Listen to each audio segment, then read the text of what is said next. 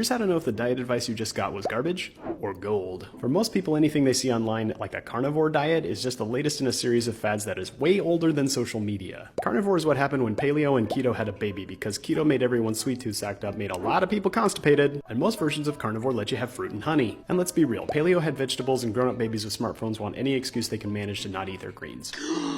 Broccoli! I see you getting twitchy. Hang on, it might be okay. Before keto, it was Atkins, which is basically the same thing but not named after a guy who had coronary artery disease. Yes, his story's more complex than that, and I love butter, but as much as it pains me to say it, there is a link between excessive saturated fat intake and heart problems. I'm offended, everybody. Running parallel to those who've had the raw food vegans, which is a great way for most people to starve their body and promote malabsorption of essential nutrients. I see you running for that comment section? Hang on, we will get to you. Raw veganism is an evolution out of the OG vegetarian or macrobiotic diets that were really hip in the 70s. I told you, this is older than social media, and it gets worse.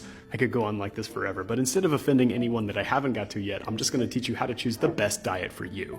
It is shockingly simple. Remember how I said trends existed before social media? I didn't just mean 70s health food store hippies. Every diet that exists now has been done sometime in the past. And traditional cultures, especially larger, older, and more diverse cultures like China, have seen these come and go.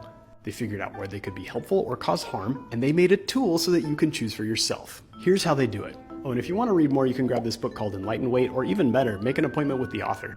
He will chat with you on Zoom. Okay, first you need to know your own moisture and temperature situation. Cold, dry, warm, moist opposites.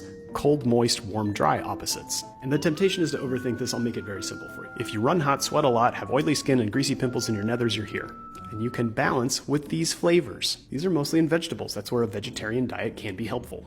If you are cold and sticky and flustered with mucus all the time, you are here, cold and damp, and you should balance that with pungent and bitter flavors. Think lots of brothy soups with aromatics and cooked vegetables. If you can't tell if you're in the heat or cold camp, go with cold. The dry conditions are much less common in people who watch this kind of content, but it does happen, especially if you've been vegan a long time or you live in the desert in the winter. Meat is salty. Salt soaks up water like brine, so if you're dry, you need some.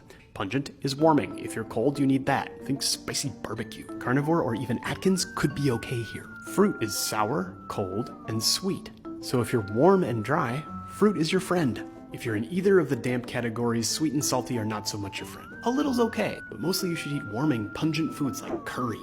Drink masala chai. Eat some bitter foods like green vegetables, but cook them first and not too much because they can even act like antibiotics. And bland foods are really great in this situation because they recruit aquaporins to move out that damp faster. So instead of following the latest trend, because the next one is probably going to be weirder and even more extreme, consider structuring your diet around something that has stood the test of time for thousands of years. And if you're already healthy, you're gonna love this. Eat a balanced diet. Obviously, there's no one size fits all, but I think the Mediterranean diet is a good model for balance for most people.